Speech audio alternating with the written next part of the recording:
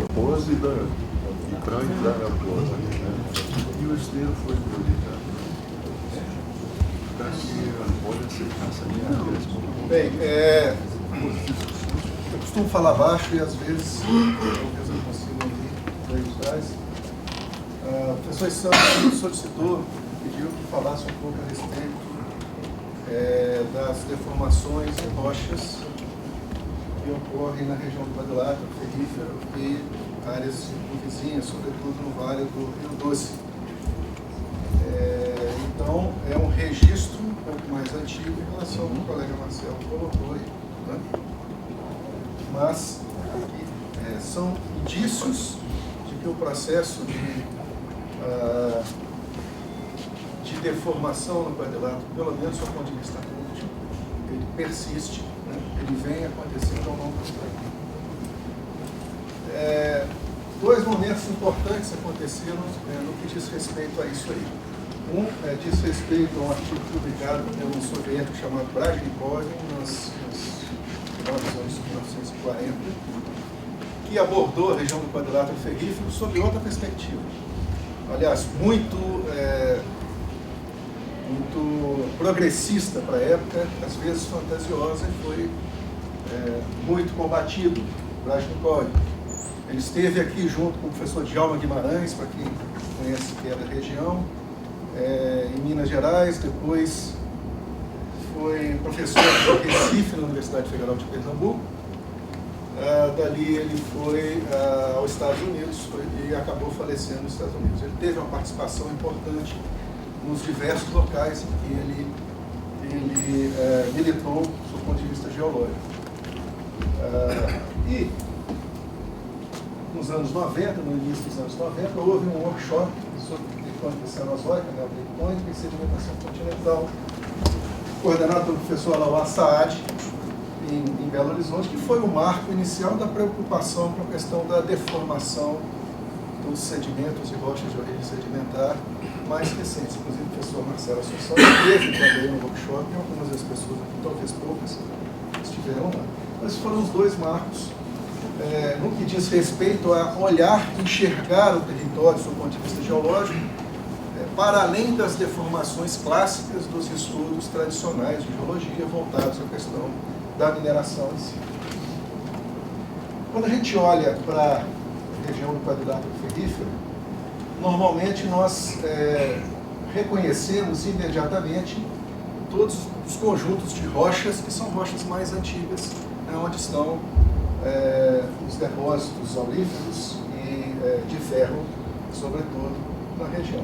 Mas há um conjunto deles, depósitos isolados, não contínuos, né, nesse espaço territorial, né, que diz respeito ao período cenozoico, a era cenozoica, em suas duas porções. O paleógeno, um pouco mais antigo, até mais ou menos 18 milhões de anos atrás, e o neógeno e o quaternário, que são mais novos.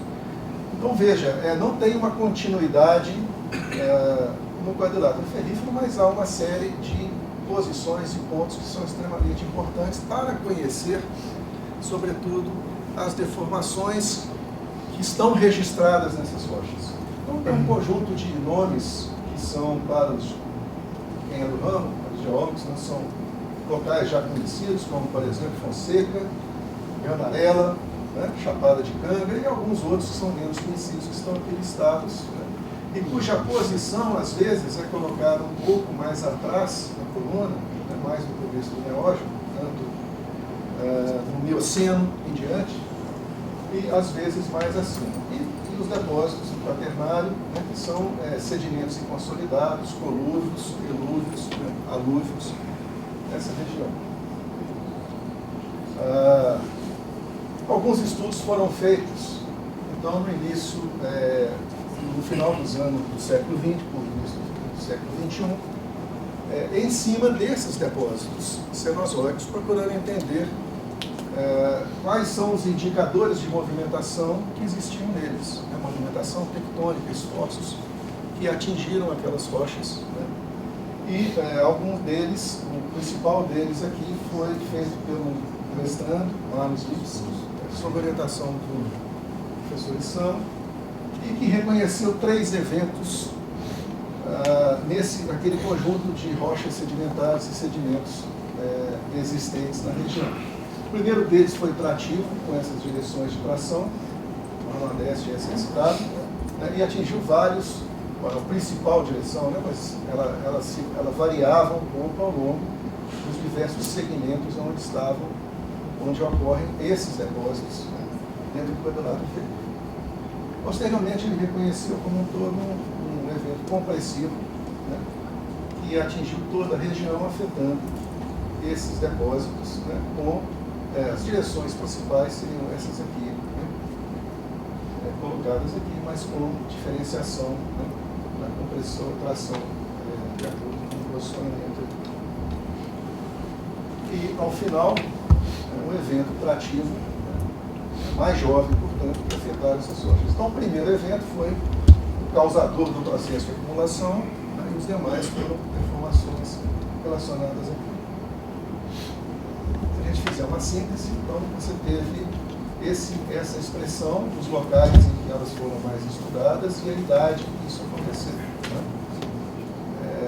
Note, então, que o evento trativo final, ele atinge, no Neógeno, portanto, lá no início do Mioceno, atinge principalmente as rochas existentes no Gandarela e aquelas existentes na região de Casa de Pedra que já se foram. E vários outros depósitos estão presentes, então, os registros dessa deformação. Bom, além dessa deformação, que é em rochas, existem indícios de deformação, indícios geomorfológicos e geológicos que atingem sedimentos, portanto, no tempo mais recente, na região do Vale do Rio Doce, sobretudo. Aqui estão marcados, aqui é o quadrado ferrífero, a Serra do Espinhaço, o Belo Horizonte, eu coloquei, mas é o Rio Doce. Esse lineamento e esse lineamento são lineamentos conhecidos no mapa de lineamentos da América do Sul, de deformações ao longo do Quaternário.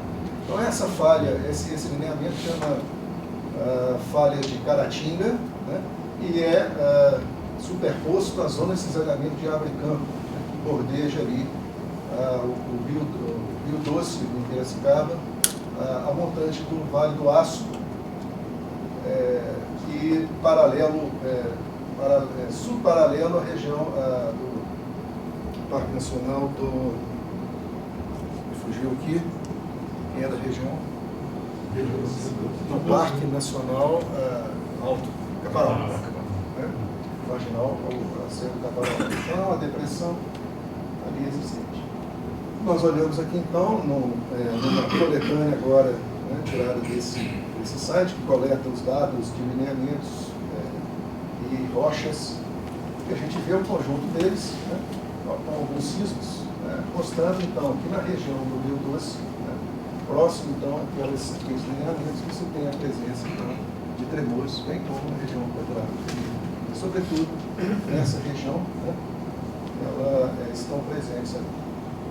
Quando nós olhamos mais próximo, a região que tem essas evidências, que é mais ou menos nessa posição do Rio Doce, o que nós temos, que eu vou mostrar aqui, são 2 evidências importantes de deslocamento de sedimentos causados por essas movimentações naquelas zonas ali. Quando a gente olha para essa região aqui, está inserido aqui o Parque Estadual do Rio Doce, uma reserva florestal importante, e que se vê um conjunto de lagos e estudos anteriores, estudos da década de 80, já mostravam uma certa orientação desses lagos, como já faz em naquela região. O doutorado de um colega da Universidade Federal do Rio de Janeiro mostra, através de seções sísmicas atiradas no lago, o lago mais importante, do seu ponto de vista turístico, mais conhecido cientificamente do parque, que é o lago Dom Helvécio. Fez algumas seções aqui e mostra, primeiro, essa superfície aqui, ela é a superfície de uma seção do fundo do lago. que se vê, ela é assimétrica, ela não tem uma simetria. Essa porção aqui são os refletores sísmicos, né, cuja a parte superior foi amostrada, né, por testemunhos sedimentares ali. E são todos eles de origem lacústrica. Normalmente, os depósitos de origem lacústrica, simplificadamente, eles se formam horizontalmente, porque eles vêm por a lama que vem em suspensão, ela decanta ali e formam estratos horizontais. Quando nós olhamos aqui, os estratos estão afundados, né, mostrando que, após a deposição, eles foram deformados. Né? Houve uma falha normal nesse caso aqui, e houve a deformação, o basculamento desses estratos aqui presentes. Esses sedimentos coletados nos furos de sondagem mostraram que os sedimentos mais novos que estão basculados são de 300 anos atrás. Isso significa para a gente, claramente, que quando os portugueses, os paulistas e os baianos brigavam pelo ouro de Minas, região das Minas aqui, lá estava tendo esse tipo de movimentação.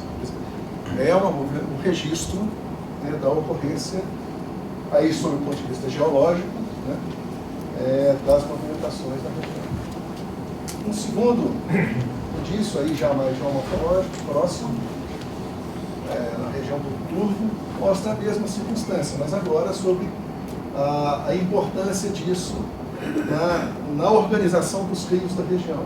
Então, aqui é um conjunto de meandros de rios abandonados e um rio que corre nessa posição aqui. Esses meandros, esses rios estão sempre na mesma margem deles, sempre organizados. Mas, no nosso caso aqui, o rio corre da esquerda à direita, então lá na margem esquerda dele, e eles estão sempre do lado de lá, sempre alinhados, e ao lado, quando eu tirei a foto, o rio atual é retilíneo, né, e não guarda a preservação desses meandros.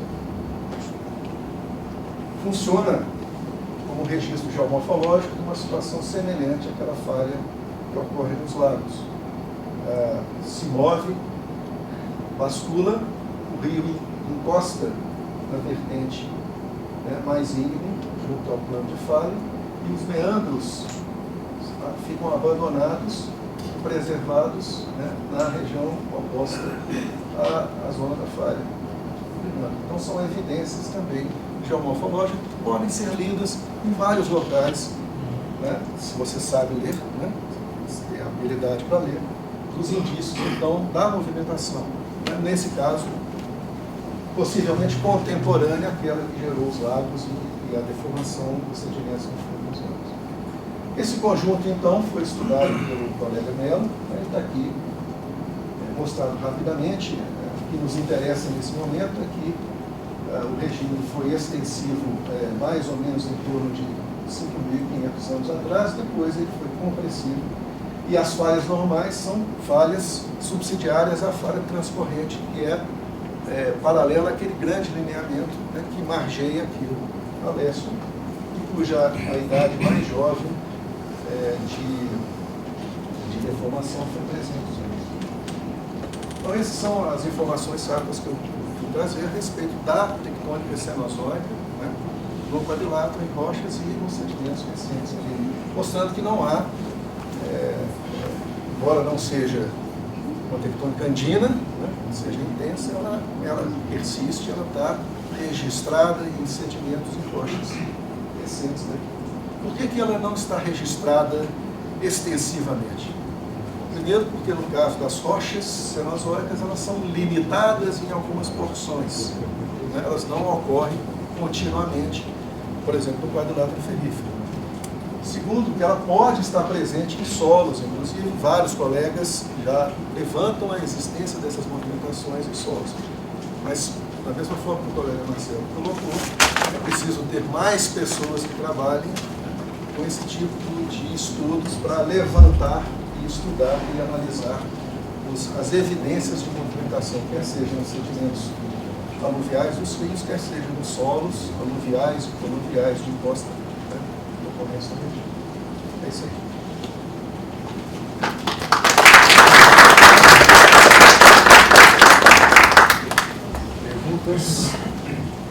Ô Paulo Star, você tem acompanhado as datações de algumas fotos? Não, Augusto. Só Augusto. Tem conhecimento de algumas datações recentes aí das falhas da Serra da Mantiqueira, elas casam justamente com aquele ato histórico que tem ali na Revolução do Lago, são datadas de carbono, de 8.600 anos. Falhas assim, com rejeitos expressivos, mais grandes mais de alguns desenhos de metro construídos. Então, assim, a extensão desse fenômeno recente, quaternário, de fato, ele está, talvez, aí, escondido, falta realmente de jogo. Então, eu acho que assim, a gente vê, na escola clássica, que estudou, a gente realmente não teve muita atenção, nós mesmos, somos alunos pré-cambrianos, né? Então, tem que realmente fazer um esforço nessas gerações que vêm agora, da importância disso aí. Isso representa um risco, se você acompanhar esses alinhamentos, você deve falar alguma coisa, principalmente no meio urbano, né? Preocupa muito. Preocupa muito. Informações desse tipo, você está mostrando, Cata Preta, Seca, Amarelo, diversas cidades aqui na nossa região estão em cima delas, né? Então, eu tive bastante preocupação com isso. E quando eu vi esse trabalho da Mantiqueira, eu fiquei extremamente assustado com o rejeito das falhas. Esse rejeito do lago entra bem aqui, ó. Você calcula que aquilo ali tem o quê? 50 metros? 60 metros? Quanto? Menos, 25 metros, 30 metros. Mas é o rejeito que está registrado. Então, um rejeito desse, dependendo da extensão, problema sério, dependendo do que tiver em cima.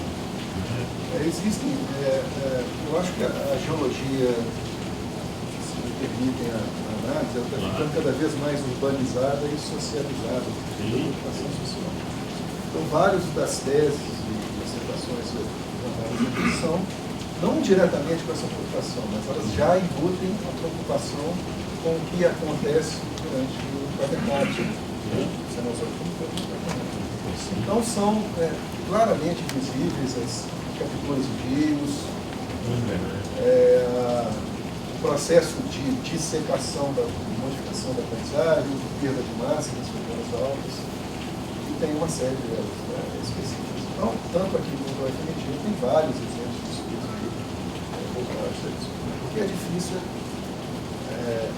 atualmente, talvez no futuro, o fato de que essa visão uma preocupação mais próxima aos problemas da sociedade atual, ela ainda demanda uma possibilidade de encaixe dessas pessoas dentro de órgãos que as absorvam como um ramo importante no estudo da ocupação territorial, do ordenamento territorial. Isso é necessário que seja feito. Essa análise tem que ser incorporada ao processo de ocupação do espaço, do planejamento da ocupação.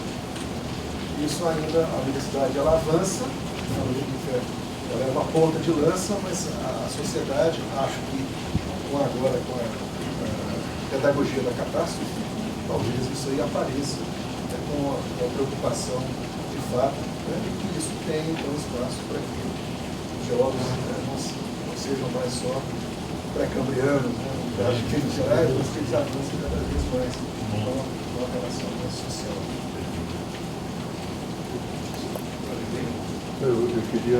Fiquei muito contente de ver essa sessão, porque ela é um critério que existe para complementar o trabalho da sismologia em detectar fisicamente essas zonas de maior suscetibilidade ao movimento neotectônico novo, né?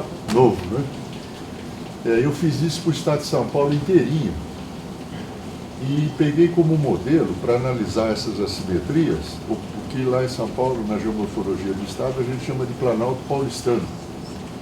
Só que eu peguei todas as seções geológicas feitas para todas as obras no Planalto Paulistano, que é onde concentra 80% das obras do estado, né?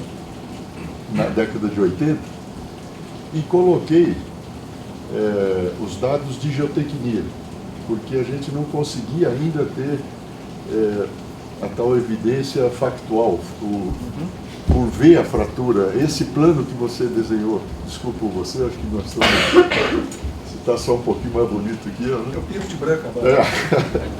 Não, mas aquela simetria, eu fotografei dentro de mineração o prolongamento da junta, mostrando que aquele bloco de declividade menor em relação ao outro, ele, ao descer, ele também abre uma fissura por tração nos blocos, que foram basculados ao longo da falha da fratura, que virou uma falha com o movimento neotectônico, né?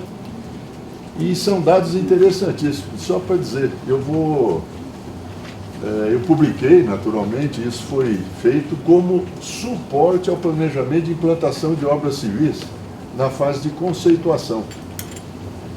Mas em 88, no 89, quando eu defendi a tese, tinha uma rejeição muito grande do mercado,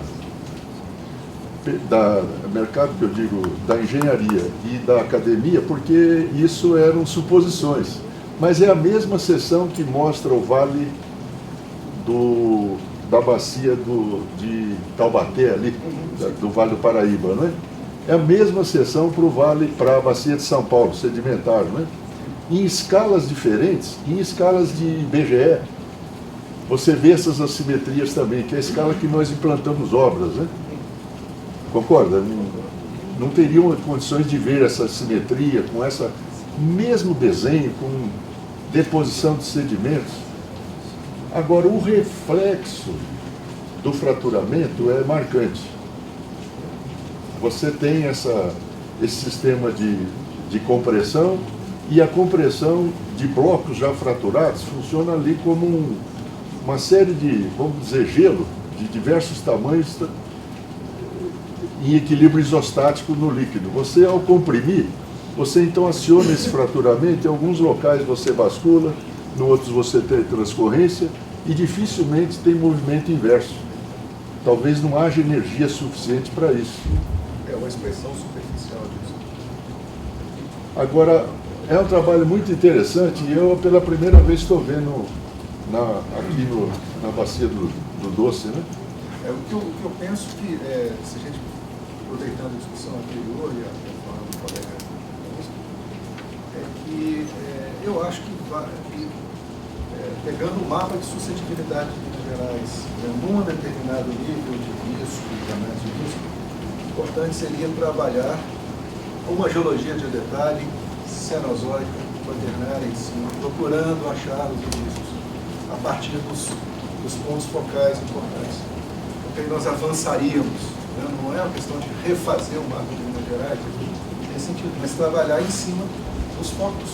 Né? E aí sim, você teria então uma geologia voltada para as questões sociais, nesse caso aí bastante. Né? Que ela teria já seria uma forte ferramenta na questão do ordenamento do produto. Paulo Castro, só interromper, a qualidade aí para a gente não partir para uma coisa que educar, a gente observar nesses negócios especiais, nós achamos sessões extensas, inclusive com imagens para cobertura terciária. E isso é um negócio que fato tem assustado, tem perturbado bastante com isso, no Patué, no sul da Moé. E não só uma fase de inclusão, então, vamos lá para isso.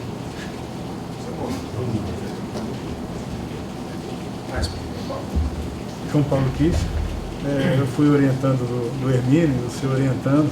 Eu me lembro de algumas feições, né, do Cenozoico aí, que era Bacia do Gandarela, Bacia do Fonseca.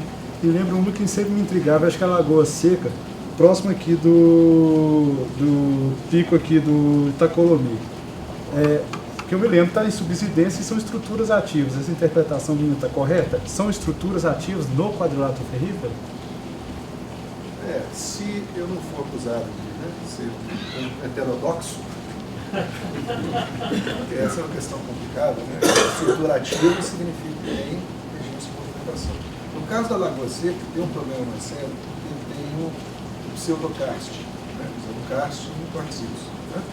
Que não há problema, não é karst do mesmo jeito. Então tem um processo de solução, né? Aquela é uma depressão, uma dolina pseudokárstica, vamos dizer assim, E aí esse abatimento ele pode ali estar especificamente relacionado com o processo de dissolução dos quartzitos abaixo. Se você andou por lá, sabe que tem aquelas grandes direções, às vezes com os vales de paredes bastante íntimos, né? Que é difícil você datar que a informação que eu tenho que seja todo o processo pseudocárstico e apocárstico.